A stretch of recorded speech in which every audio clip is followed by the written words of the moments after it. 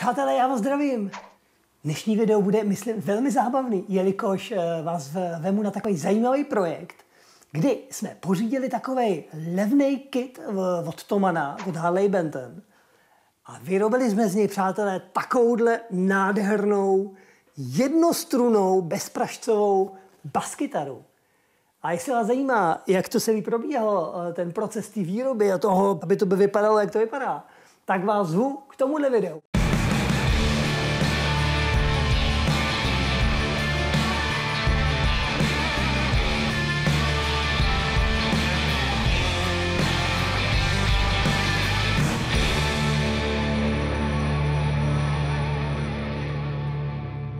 Tak vás opět vítám tady na tom mým kytaristickém kanálu. Já jsem Maťo Mišík a dneska si vyzkouším takovej svůj sen, prostě z nějakých kusů kytary prostě poskládat nějakou zajímavou kytaru. O co půjde? Přátelé, tentokrát to nebude jako kytara, bude to baskytara, protože mám kamaráda, který bude mít narozeniny.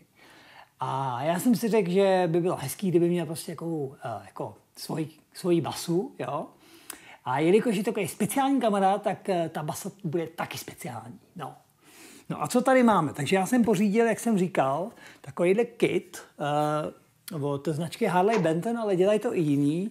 Harley Benton prostě dělají relativně levné věci, takže jsem koupil prostě ten kit, oni mají asi 2 na tu baskytaru. Jinak samozřejmě, kdybyste si chtěli stavět jako třeba fakt jako kvalitní, jako z kvalitních dílů, tak doporučuji firmu Varmont. Nicméně tady to bude taková jako low budget varianta a když to pokazím, tak se nic nestane. Nicméně máme tady teda takovýhle kit, já vám ukážu, co v něm je. Takže máme tady normálně jako tělo, máme tady krk, ten je zajímavý tím, že má takovouhle jako hlavici, kterou si můžete vytvarovat podle sebe. Pak je tady samozřejmě nějaká už jako vlastně hotová ta elektronika, mechaniky, hardwary, struny, všechno je to v podstatě předhotovený.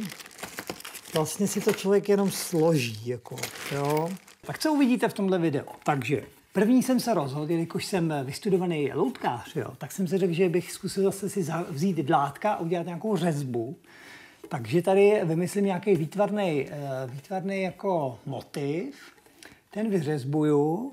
Potom, co bude hodně zajímavý, je, že jsem se rozhodl, že ta baskytara, jelikož jsem říkal, že to je speciální kamarád, který na tu baskytaru hraje velmi speciálně, tak uděláme takovou speciální věc, že dáme pryč pražce, bude to bezpražcová basa a bude mít jenom jednu strunu, protože víc není potřeba. Takže budu muset upravit i tu hlavici, jo, nějak. Potom, až to připravím, tak to vemu k kamarádovi kytarářovi Martinovi Pechovi z Pech Guitars, který mi slíbil, že mi to pomůže dotáhnout, udělat ty věci, které já neumím, jo. Takže já jdu teďka skicovat a vymýšlet to výtvarno, pak to vyřezbuju a pak se vydáme za Martinem a pak, pokud to dobře dopadne, tak vám na tu basu možná i něco zahraju. No. Jelikož jsem takový jako přírodní typ, jo, tak jsem si řekl, že ta kytara bude taková jako napřírodno, jo. Takže je jenom hodně jako mořený dřevo a právě i ty výtvarné prvky budou jako přírodní.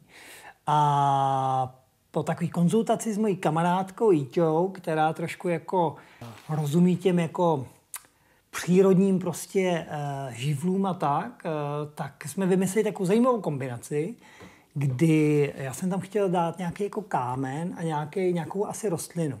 A nakonec jsme teda vymysleli, že to bude achát, takže jsme vybrali takovýhle malinký achátek. A pak tam bude motiv, nakonec jsme vybrali břečťan. Já jsem si také utrhl kousek břečťanu, abych pěkně ho měl tady na očích a mohl s ním pracovat a namalovat ho. No. Takže to je moje taková jako výtvarná inspirace, co se na té baskytaře bude odehrávat. Tak už to mám trošku rozkycovaný, tak vám to tady ukážu. No, je výsledný motiv, který z toho vzešel, bude vypadat takhle. Takže uprostřed bude právě tady bude ten achát a pak se z něj takhle větvěj ty břečťany. Ty budou řezbovaný. Jo. A jak vidíte, tak ta krytka na ten snímač bude taky jiná. Bude tam jenom jeden snímač, takže bude muset vyrobit nový faceplate, nebo jak se tomu říká, té krytce. No, uvidím, jestli moje schopnosti s dlátama ještě pořád jsou živý, jestli se nepořežu sám nějak, ale snad to zvládnu. Ano, a tady je ta hlava té kytary. A jelikož jsem říkal, že to bude mít jednu strunu, takže jsem vybral jednu díru, která tak nějak fungovala a ostatní se budou muset zaslepit. A já teďka jdu vymyslet, jak to překreslím na to tělo, ty basy a už bych měl začít řezbovat, abych to všechno stihnul. This is my country, my damn country. Give me my country, you can keep the rest. This is my country, my damn country. And then cuff your boots, you rhinestone fraud. Well,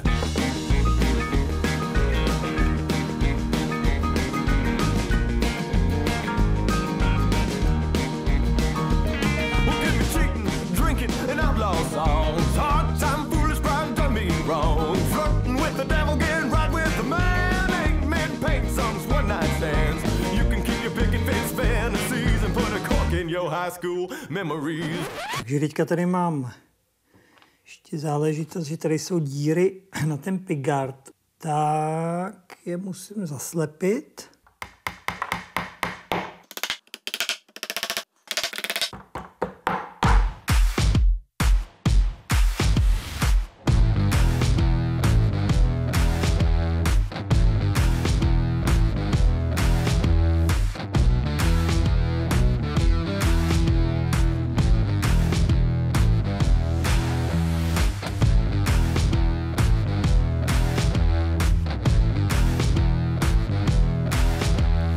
Takže první fázi ručního řezbování máme za sebou.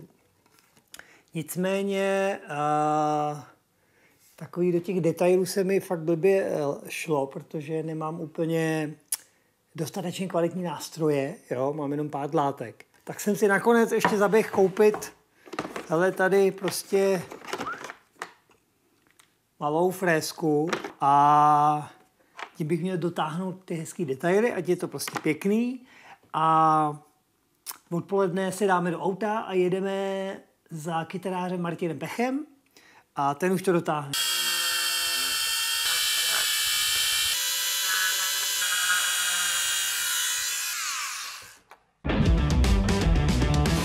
Přátelé, přesunuli jsme se do dílny tady k Martinovi. Ahoj, čau. Čau. To je Martin Pech, on vyrábí kytary. Jak se to jmenuje? Pech Guitars, víš? Přesně tak. A jak jsem vám říkal, přichází prostě moment, kdy jsem přines ty kusy té baskytary a Martin to teďka tady jako musí nějak uchopit a dotáhnout to, co já nezvládnu, viď? Udělám pro to všechno. Jo, počkej, ale ještě jsem vlastně chtěl, než se do toho pustíme, aby si ukázal nějakou svou kytaru. Můžu tady ukázat jednu, která se mi vrátila na servis, dělal jsem na ní nový krk. Takovýhle třeba telátko, zajímavý s třešňovým topem a nový krk ze švestky. Má už něco odehráno. Ale ty máš ale hodně zajímavý krk teda. Počkej, to mi něco řekni k tomu. To je v podstatě obsaný enduranek, co dělají Švédi, firma Strandberg. Tak jsem si to vyzkoušel a od té doby se mi to tak hrozně líbí, že to... Jakmile to někdo trochu chce, to je hustý. Je to vlastně takový trapézoid a vyosený je to nahoře tak, aby ta ruka vlastně, když jde tady, tak je tak a když jde sem, tak je tak. Se to přesouvá dolů, jo, tady je také tady jako nahoře a teď to tak dolů. Čekaj, že to máš do ruky. A tady to jako na ty akordíky. Přesně na ty kila. A tady jedeš. A když potřebuješ, opřeš se pěkně tím palcem o tu plochu zezadu. Jo, tyjo. No, tak kdybych si nechal dělat kytaru, tak to tam hrozně chci. To jsem ještě nikdy neviděl, hezký. No, takže to jsou Pech Guitar. A budete mít pech, jestli se na vás dostane. Čas. Krásný nástroj. Tak jdem na to mojí... Jdem na ní. Na to naší, takže. První věc, kterou si určitě musíme rozmyslet, bude kobylka. Takže musíme vymyslet, co tam dáme, no. Mně by se strašně líbily prostě ty věci tvoje z dřeva třeba nebo něco, nebo prostě... Přesně tak. Aby to bylo napřírodno. Já jsem si tak představoval něco jako že vezmu kousek mosazy, Jo, a třeba. mosaz mám taky rád, no, to je moc hezký. A udělalo by se tady takový nějaký hranůlek, nebo v tomhle případě spíš, že by to mělo být asi Oválek. všechno kulatý, Jo, nějaký jo, takový jo. oválek, který by měl nahoře vlastně hranku z té mosazy, přes kterou by procházela ta struna. A ta struna by byla zakotvená asi skrz tělo ze spoda. Teďka si přeskočíme k tomu krku, že jo, kde teda sundáme pražce všechny. Bude to bez pražec. Tak, bude to bez pražec a navrhuju místo vlastně do těch drážek po těch pražcích vložit takhle pásky světlý dýhy, aby bylo vidět, kde mačkat. Možná nemusí být úplně jako světlá, jako že by to svítilo jako ty pražce, ale aby to bylo takový jako... Můžeme tam dát třeba tady nějaký kousek mahagonu, jo, že by tam byl takhle jakoby Jo, to mi přijde... světlejší hnědá. To mi přijde hezčí, no. Nuťák? Udělali bychom asi nějaký kostěnej, ne? Kost, právě. Měl jsem jednu veganskou zákaznici, která nechtěla vyloženě kostěnej. Veganskou, jo. Takže ten a tím asi bych na krku skončil až teda na to, že ho tady vytvarujeme podle toho, jak si to tady navrhnul. Tak teďka ten finish asi. Tak. Hele, my jsme se bavili o tom, že bychom to vzali, jak se to jmenuje, lazura. Lazurou olejovou, výborně. Koupil jsem prostě lazuru. S tím, že můj záměr je, aby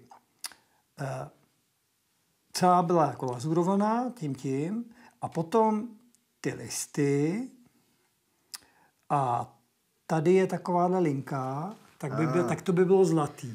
A prosím tě, tady jo, hele, důležitý moment, jo.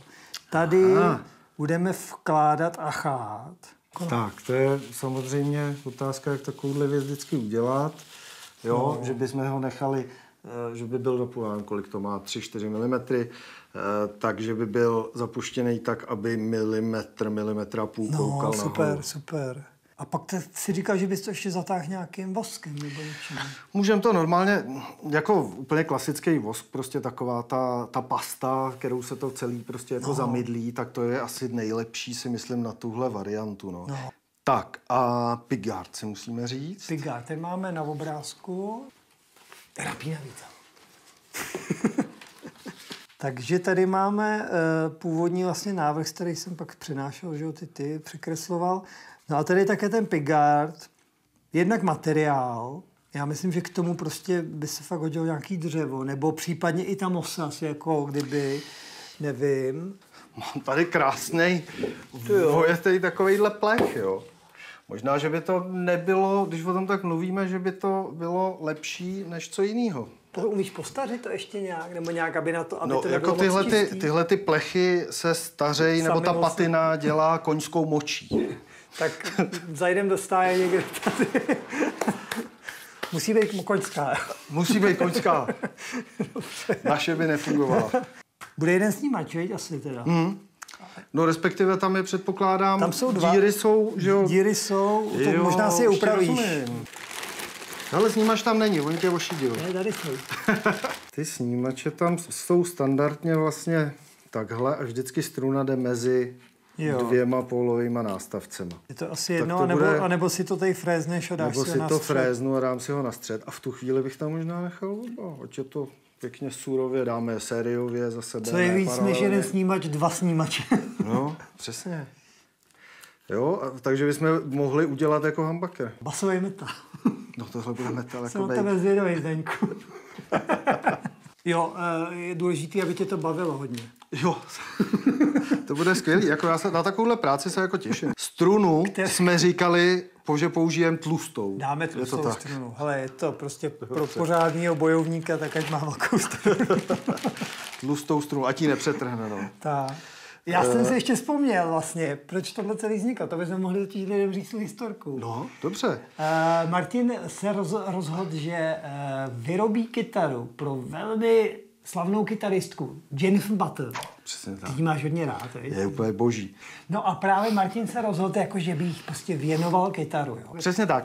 V podstatě já jsem na to došel tak, že ona všechny ty svoje kytary měla nějak pomalovaný a tenkrát měla období, kdy hodně jako jela v nějakých těch afrických motivech. Jo. Takže jsem se ozval Maťovi, jestli by mi nemohl udělat nějaký design prostě africký. Maťo udělal asi 5, myslím, návrhů. Ještě zapomněl, že byl to Jeden jsme vybrali a ten se nakonec uskutečnil. No, ale měla radost, ne? Jo, měla. Já jsem si s ní potom ještě psal.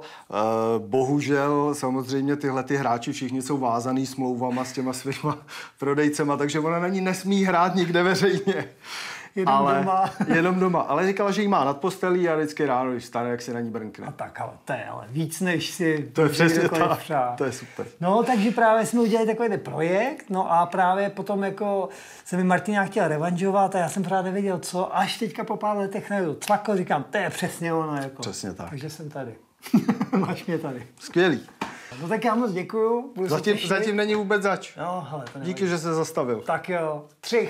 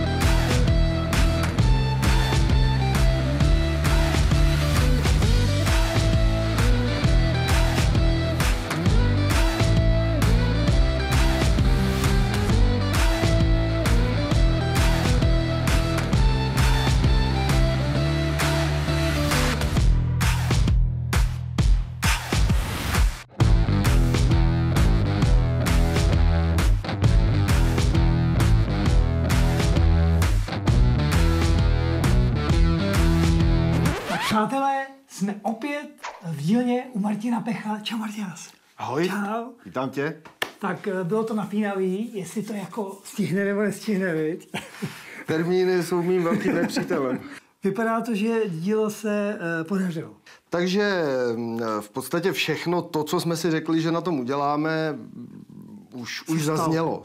Se stalo. S tím, že některé detaily samozřejmě vyšly až teprve následně. Jo? Vlastně já neměl dopředu vymyšlenou, jak bude vypadat třeba ta kobylka. Nakonec jsme se domluvili, že vlastně uřízneme takhle kousíček vlastně větve.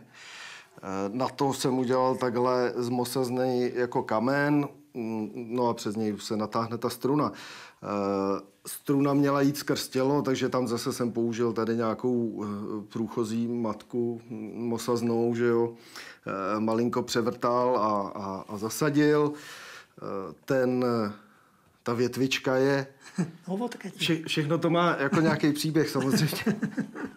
Takže větvička je od mýho kamaráda, který, to je snad největší tady český výrobce misek na bonsaje. Misek na bonsaje. A protože pěstuje ty bonsaje, tak vždycky, když najde nějakou pěknou větev, tak mi ji přinese, že to pak můžu použít na nějaký čudlík nebo něco takového. Takže to je větvička z bonsaje přímo. A je to větvička z něčeho, co se jmenuje buxus, myslím, že česky je to zimostrás. Strašlivě tvrdý dřevo. Úplně strašně tvrdý dřevo. Takže by to mohlo vydržet.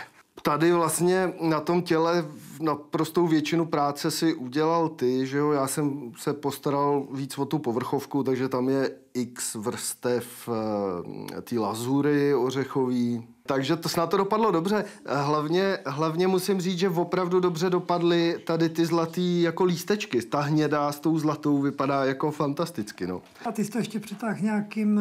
Je to takový jako olejový lak, řekněme, jo. Je to olejová povrchovka, jo, prostě taková přírodní, no. Tady jsem zasadil teda ten kamínek, jo, zafrézoval a zasadil ten kamínek, zalepejl. A pickguard teda jsme si řekli, že uděláme z toho starého mosaznýho asi plechu. No. Snímače, nakonec jsem teda použil takhle ty klasický péčkový, a ne jenom jeden, ale vlastně dva, takže oni to jsou vlastně dva, jakoby humbucker zapojený paralelně za sebou. Jo. Šroubky jsem tady použil schválně každý jiný, aby to zase mělo ten dojem, že to není jako úplně nová kytara. Prostě.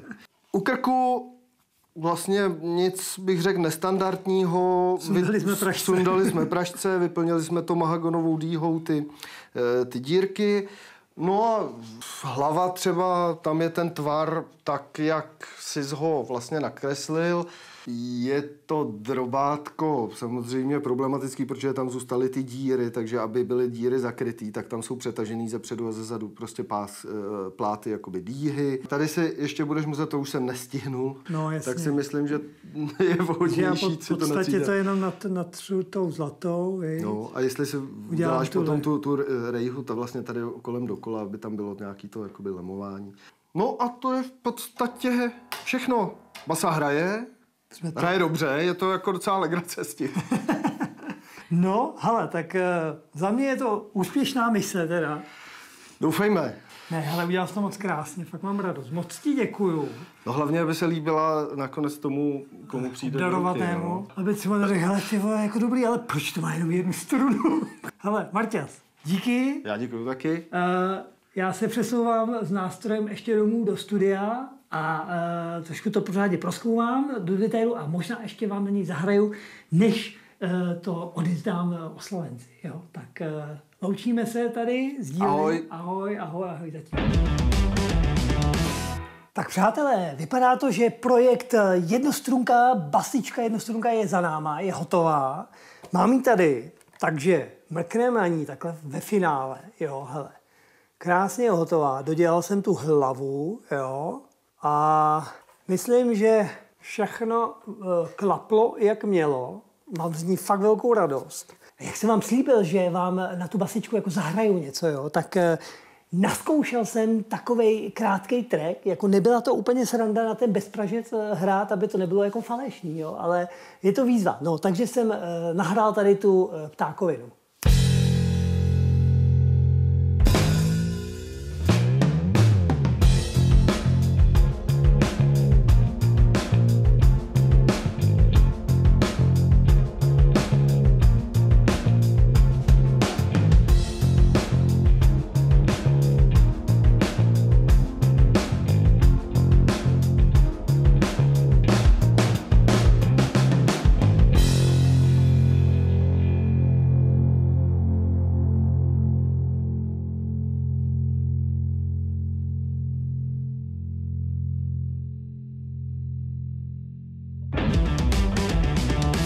Takže to byl, přátelé, takový jako pokus o hru na bezpražcovou jednostrunnou basu, aby to nebylo moc falešný. Posuďte sami, to je jedno. Každopádně podstatnou věcí je to, že tady basička vznikla, jo, a že ji dneska předám jako dárek mýmu kamarádovi. Takže já ti, Basičko, přeju, aby si pěkně udělala radost a hlavně, aby si do tohohle světa přinášela samé pozitivní vibrace. Tak přátelé, já se s vámi rozloučím. Rozloučím se tady s holčinou za zrakovkou, basou za zrakovkou. A určitě se nebojte si prostě takhle hrát, občas si pořídit nějaký třeba takovýhle kit, jako levnej a udělat si z toho něco hezkého, co vám udělá radost, nebo někomu právě, jo, kde to nebude úplně tak bolet, když si to třeba nepovede. Tak jo, přátelé, děkuji za pozornost. Určitě nějaký ty odběry YouTube kanálů a sociální sítě, tam se všude najdeme. Kdo mě třeba chce podpořit i finančně, taky může, jo, nějakou kačkou. A hele, vidíme se u nějakého dalšího videa, jo, tak hezký léto už vlastně, no. Čau.